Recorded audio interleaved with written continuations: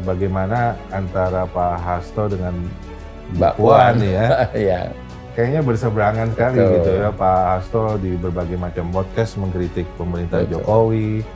Puan sepertinya dia santai gitu ya, menerima kekalahan gitu ya. Itu hal yang biasa gitu ya. Iya.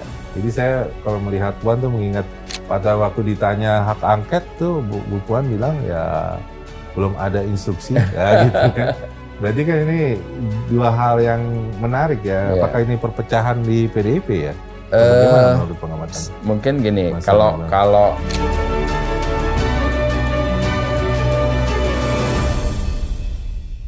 jalan-jalan ke Kota Lampung, jangan lupa membeli tiket. kita semua dibikin bingung. Mau ngapain sih hak angket? Selamat datang di Cakep, Catatan Kebijakan Publik dan Politik bersama saya Wisnu Yuwono. Dan saya Hannibal Wijayanta. Hari ini kita akan membahas mengenai perkembangan politik akhir-akhir ini, tentu saja termasuk sidang MK dan bagaimana perkembangan dari hak angket yang diwacanakan oleh kubu 01 dan 03. Iya. Ya. Oke. Oke, apa kabar Mas Alhamdulillah Hannibal? baik. Gimana kabar Mas Wisnu? Ya gimana puasanya sudah berjalan Alhamdulillah lancar? belum bolong nih. Jangan sampai bolong lah.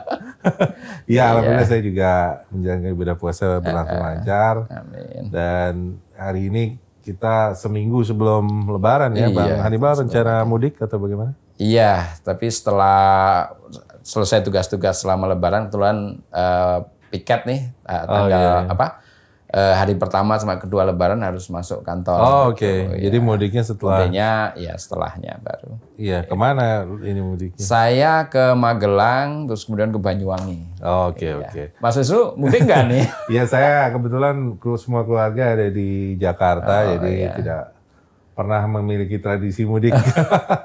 Walaupun kakek saya asalnya Cirebon sih, tapi iya. udah lama saya nggak ke Cirebon. Iya. Oke, kira-kira mungkin ada yang bisa di-spill nggak nih terkait dengan Iya. perkembangan politik hari ini? Karena kan sepertinya sebelum Lebaran ini sudah pasti ingin digas nih Iya, betul. terkait dengan pemilu terutama ya. Ya pasca pemilu ini kan memang kita kebetulan agak lama ya nggak muncul, tapi paling nggak selama hampir sebulan ya. Hampir sebulan ini ada perkembangan yang menarik di kubu 01 maupun 02 terutama dan juga 03. Iya. Ya tentunya yang paling menarik 02 karena dari hasil pemilu kemarin KPU menyatakan bahwa 02 berhasil mendapatkan suara yang paling banyak. Gitu.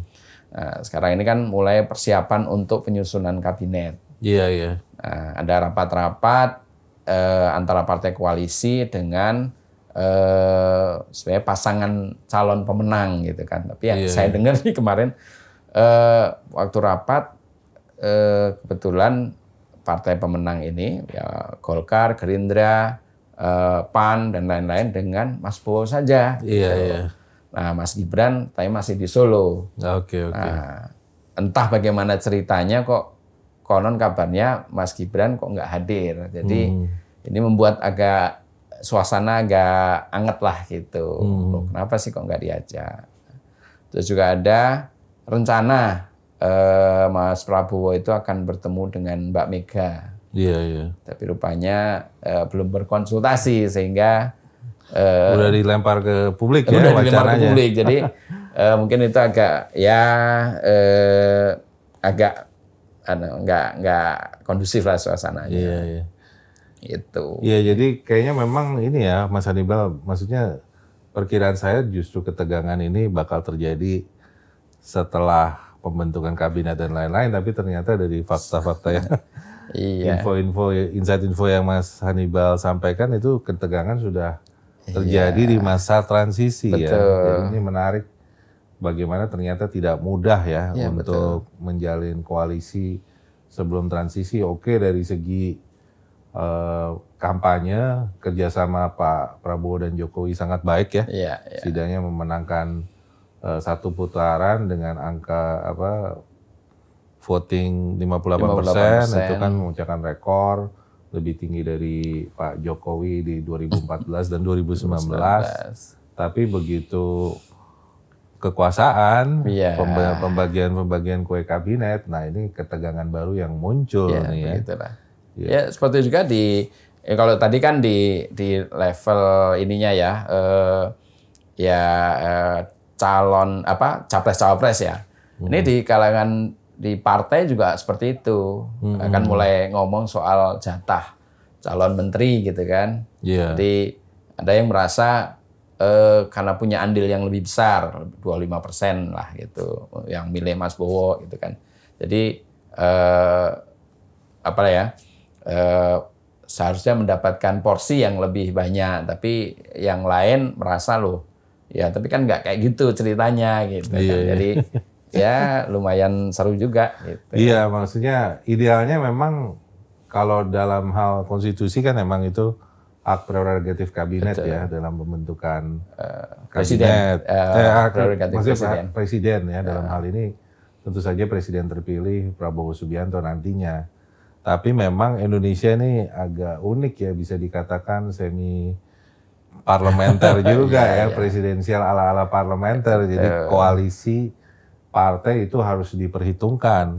Makanya tidak heran Golkar sudah jauh-jauh hari sudah minta jatah 5 kabinet. 5 kursi menteri, di kabinet, 5 menteri di kabinet gitu. Dan yang menarik, Mas Hannibal kan juga ada wacana bahwa Golkar minta menteri utama. Nah ini kan nomenklatur yang belum tidak diatur di undang-undang ya. Jadi ini akan menjadi sumber pertarungan pengaruh, terutama antara partai-partai yang menang pemilu ya. Karena kan kalau kita lihat dari segi suara, Golkar dengan Gerindra mungkin nggak terlalu jauh, 10% gitu. Tapi kan nomor 2, Golkar nomor 2.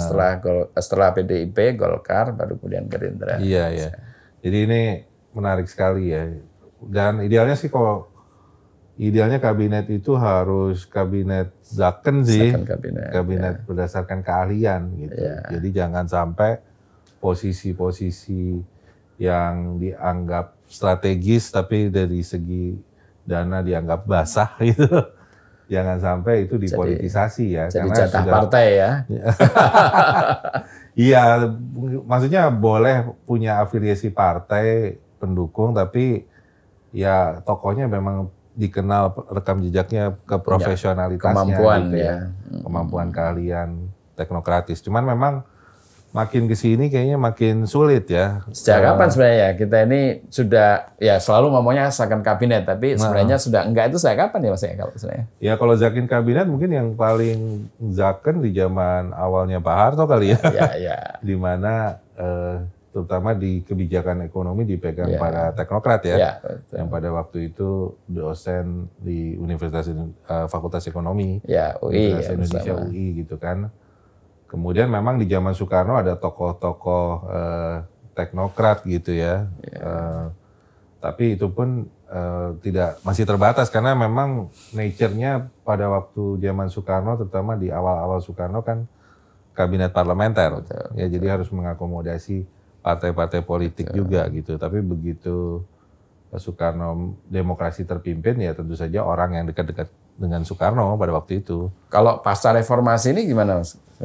Untuk penyusunan menteri ini biasanya? Ya mungkin zaman Bu Mega zaken kabinet setidaknya di portfolio ekonomi masih coba dipertahankan ya. Pada waktu itu kan Pak Budiono masih sangat berpengaruh ya menginikan kebijakan ekonomi gitu ya. Dan beberapa Pak Prof. Doro Jatun juga.